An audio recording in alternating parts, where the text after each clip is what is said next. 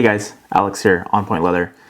Today I wanted to show you how to wrap a Hydro Flask bottle, really any bottle. This isn't specific to Hydro Flask. That just happens to be what I have right here. This is a really easy way to add a personal touch and customize a gift that you just went out and bought. So stay tuned.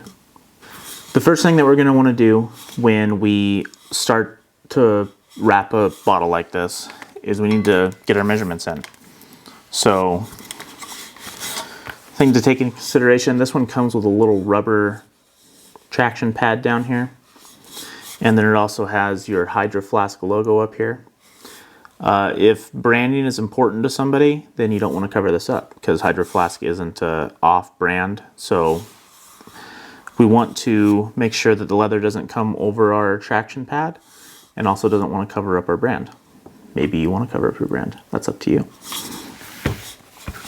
So anyway, we just take our tape here from the traction pad to the brand.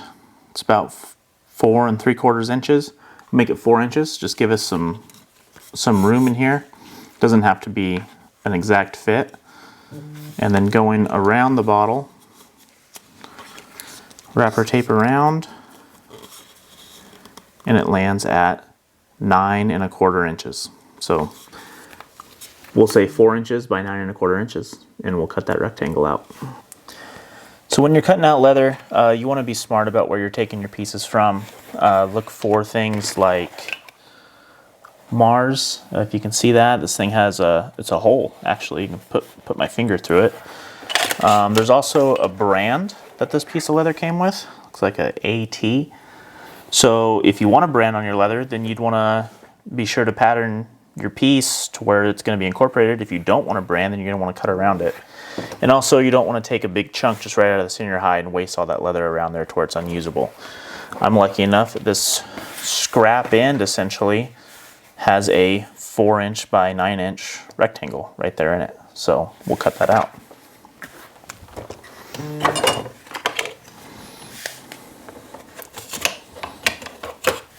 I know I'm going to want to avoid that cut, so I'm just going to cut it off, just like that. We'll cut it in here and make sure that we have a nice straight edge. Throw that away. Square it off. Lay that straight edge down along this grid pattern. These cutting mats are really great for that.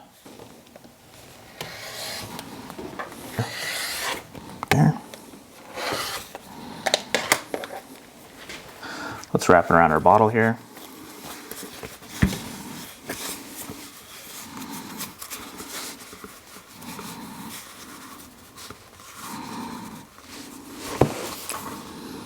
And it butts up. If I pull it tight, there's a little tiny gap between. That's okay. So next up, we're going to poke our stitching holes. What I've done is I've got my dividers here. They're set for about 1/8 inch away from the edge. I've turned the leather over. This finished side here doesn't take the divider mark very well, so I've just turned it over. And I'm going to mark a line down that side and a line down this side right here.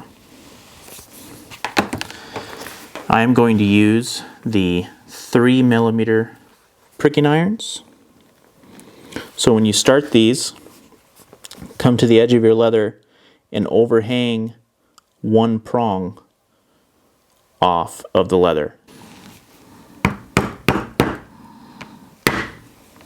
Coming up to the next one, put the last prong into the first hole. Keeps your spacing right down the line.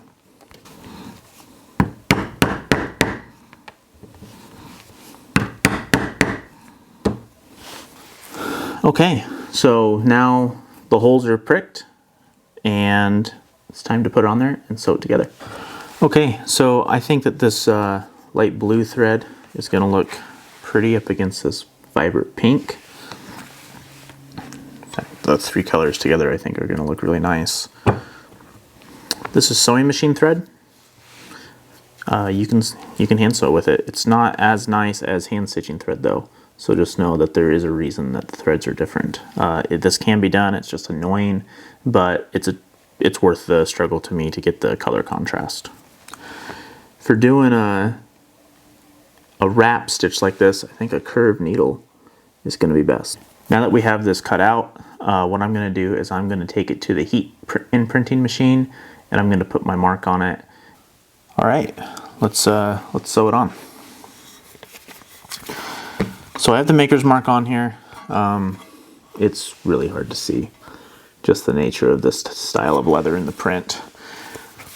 I think I'm going to try to line up the maker's mark so it is center with the Hydro Flask brand.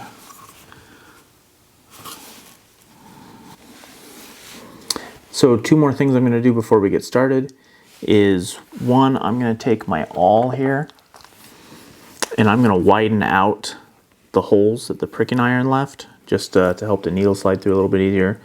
And also I am going to edge the top and bottom strip of this just to take off that sharp edge and make it feel nice in the hand. Because that's why we're wrapping this in leather anyway, is because leather feels nice in the hand, whereas steel necessarily does not.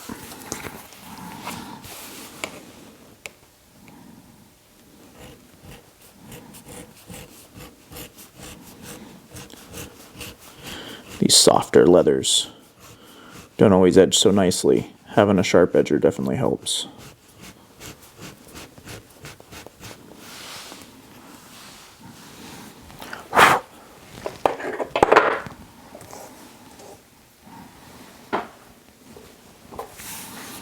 Okay, and then I'm just going to go through each hole and wind it out. So I'm going to take some double-sided sticky tape, some of this stuff right here. I'm just going to take a single strip of it, find my little snippers here, and I am going to run it right down the center of my piece, just like this. I don't want to go this way with the tape because I want free range of motion. I want to be able to pull and stretch these pieces together like this. Just a single little 1/4 inch strip down the center isn't going to really affect my stretch, but if I adhere the whole sidewalls to the sidewall of the bottle, then that might. So this will just help me make sure that when I put it on there, it'll stay centered wherever I want my brand to be, and it'll help me just a little bit. All right, so I've got it stuck on there. There may be an ever slight gap in the back where I stitch this together. That's going to be okay. I'm going to thread the needles and get it started, and I'll show you the sequence of the stitch. So another thing that I'm going to do that I just thought about,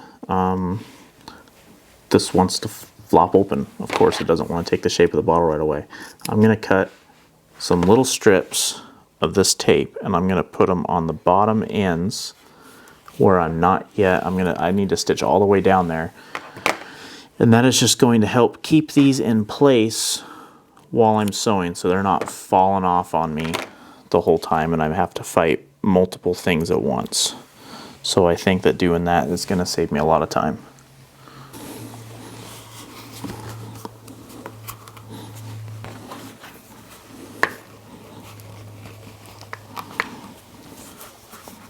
Beautiful.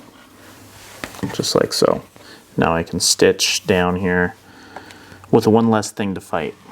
And the stitch sequence, I took each needle, I came through the back side of the piece.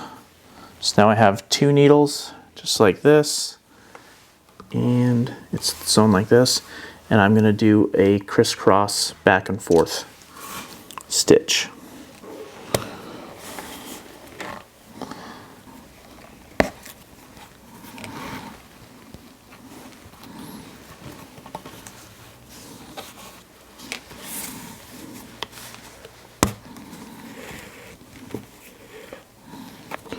When you can't find the hole, I like to go through the front side, just kind of open it up a little bit, and try to come back through.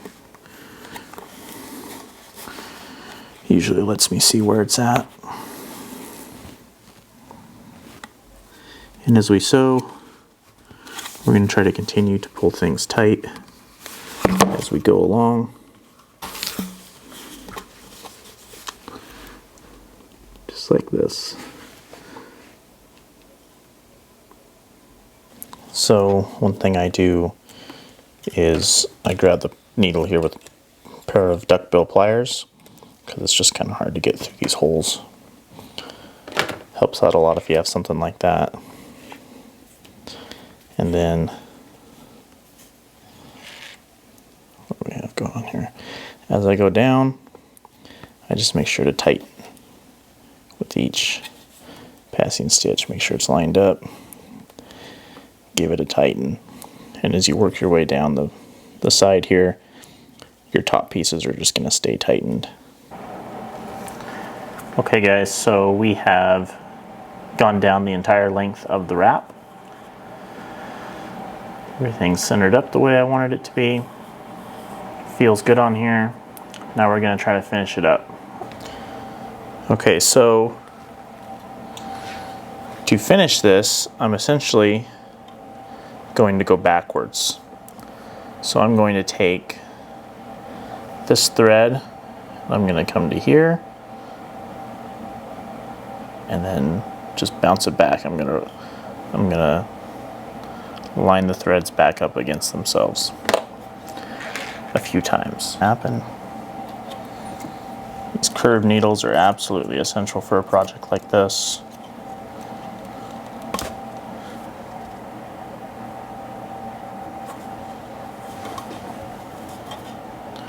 And again, with every stitch I make, I try to keep things tight.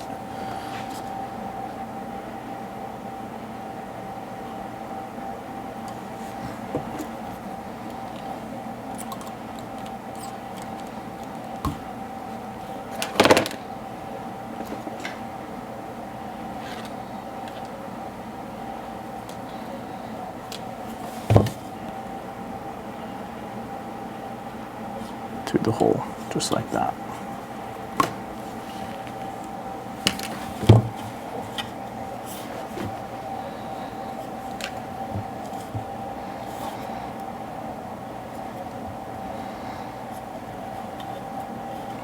Get all these threads tightened. Keep them nice and tight. And I'm going to go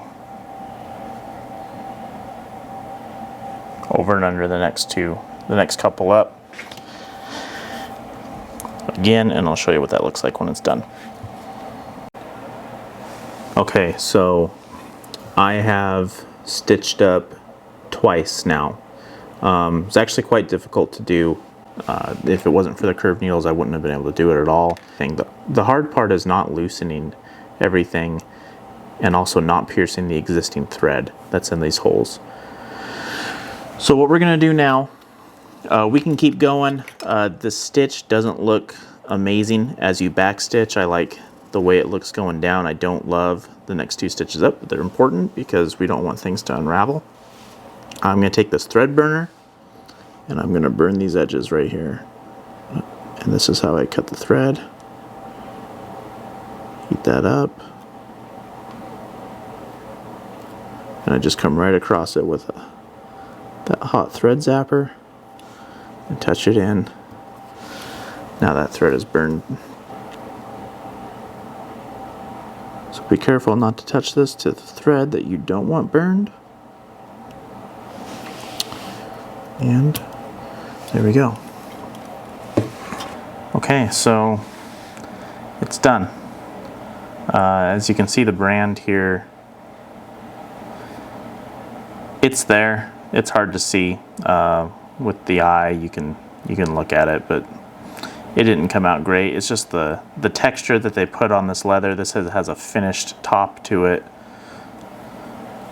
It just doesn't take a mark very well. If I would have used a foil, then that would have came in clearer. But I don't have the highest quality foil. Excuse me. On the back, which was the more difficult part, we have our stitch down. It's just over and under cross stitch, and then stitched back up a couple times and burned. This will not move. Whoever I'm giving this to, I'm sure will watch this video. Do not throw this in the dishwasher. This is a hand wash item now, but Merry Christmas. Hey guys, thanks a lot for watching. For more videos like this, please like and subscribe. Comments are definitely appreciated. They do help the algorithm. Because this is a Christmas gift, this video will be posted after Christmas, so I hope you guys all had a Merry Christmas, Happy New Year, and I'll talk to you soon. Thanks, bye.